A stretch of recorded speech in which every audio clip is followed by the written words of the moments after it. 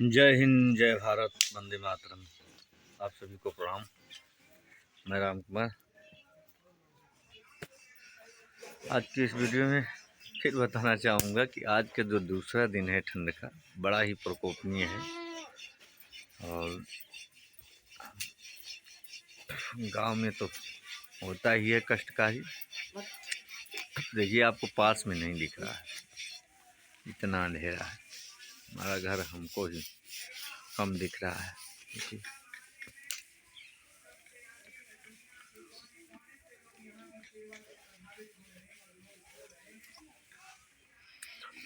इतनी ठंड, घर से बाहर निकलना मुश्किल हो रहा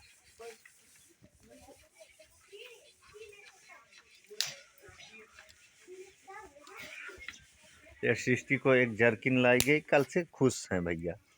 नई जर्किन पाकर खुश हैं। देखिए, दूध पी रहे हैं क्योंकि इनकी माँ तो है नहीं।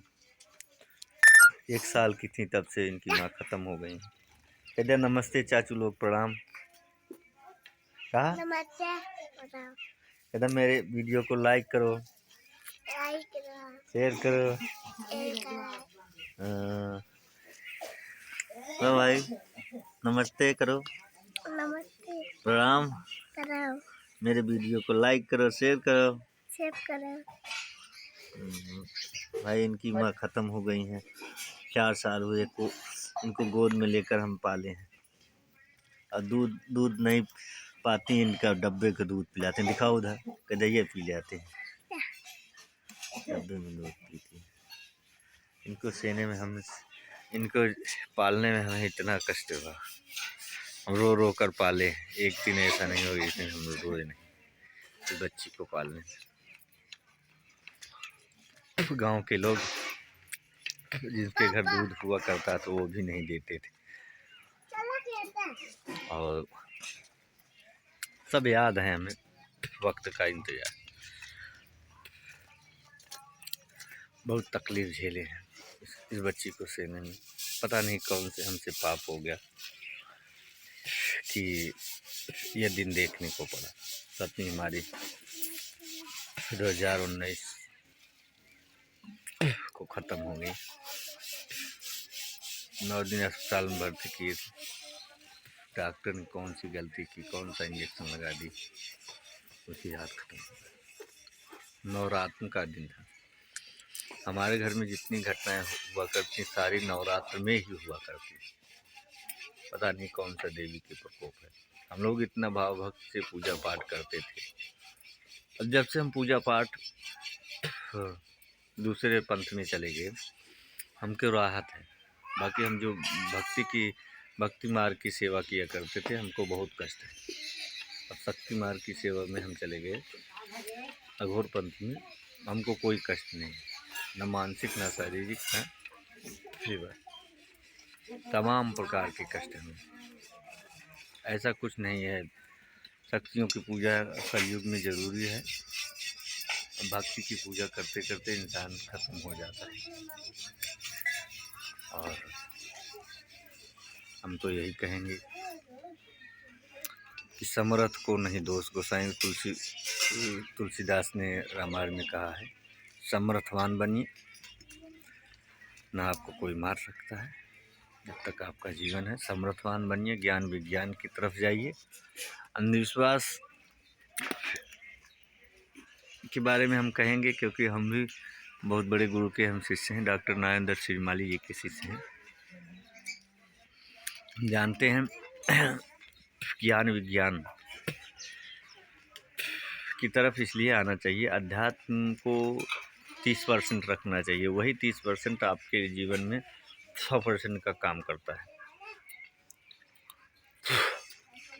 आस्था, जैसे माँ बाप के लिए हम पैर छूते हैं, वैसे समझ लीजिए हमारे वो भी माँ बाप हैं।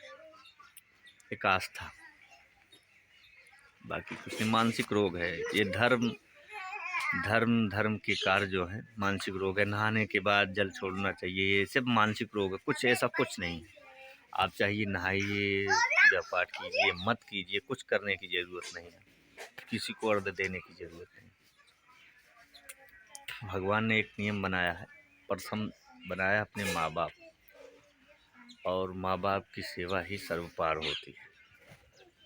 प्रथम सेवा माँ बाप की है, उसके बाद कहीं कोई सेवा करनी चाहिए। अगर आपने नहीं की तो आपको जन्म भर भटकना पड़ेगा, हमारे गुरुदेव ने बताया। हमको इसलिए मानते हैं, और आपको मानने की क्या बात, हम आपको दिखाए हैं। हम उनके इतने बड़े भक्त थे, किया करते हैं। इसमें लिखा है ओम परम तत्वाय नारायणाय गुरुभ्यो नमः। लेकिन हमारा सर्वनाश हो गया, क्या कहें। पुनर्जन्म का पाप था या जातिवाद हमको खा गया। हम तो यही जानते हैं कि हमको जातिवाद खा गया। मेरे पास जो ज्ञान विज्ञान है, अब मैं लोगों के पास बांटता हूँ, और लोग जलते भी हैं। और शिक्षा पर ज़्यादा ध्यान देने की कोशिश करता हूँ। अंधविश्वास एक मैं 30% रहता हूँ, मैं ज़्यादा मानता नहीं हूँ। हर चीज़ एक नॉलेज होना चाहिए हर चीज़ में। अगर अध्यात्म है तो उसमें भी विज्ञान छुपा हुआ है, और मैं साबित भी कर चुका हूँ कई बार, कई टाइम से मैं फेल भी कर चुका हूँ। और क्योंकि हमारे गुरुजी ने हमको सिखाया है। बहुत सारे तांत्रिक आते हैं, हम फेल कर देते हैं, जो मन की बातें बताते हैं। एक अंक विद्या है, इसकी एक पढ़ाई होती है। मन की बात नहीं, परसों बीता हुआ कल आप बता सकते हैं। और 27 नशर हैं, जिसके 4 चरण होते हैं, और सबसे बड़ा वो होता है इसमें योगनी विचार होता है तंत्र साधनाओं में। हम इसके पहले सारी पढ़ाई कर चुके हैं, गुरुकुल में रहकर, संस्था में जुड़कर। उनको इसलिए लगा कि वो उनका जो संस्था है मंत्र तंत्र यंत्र विज्ञान के नाम से है। आपको भी जाना है, सीखना है तो आप जाइएगा। मंत्र तंत्र यंत्र विज्ञान, डॉक्टर नारायण दत्त श्रीमाली जी, जोधपुर राजस्थान। उन्होंने कुछ उनकी लिखी हुई पुस्तक में कुछ हम पढ़े, हमको वहाँ सच्चाई कुछ मिली।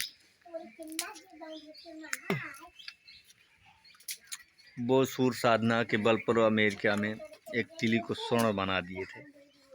विज्ञान था, उन्होंने बताते हैं कि विज्ञान है, हर चीज़ में विज्ञान छुपा हुआ है। मंत्र को विज्ञान की दृष्टिकोण से ही दिखाते हैं। उसमें यंत्र स्थापित करके, जैसे ताम्रपत्र का यंत्र होता है, माला होता है,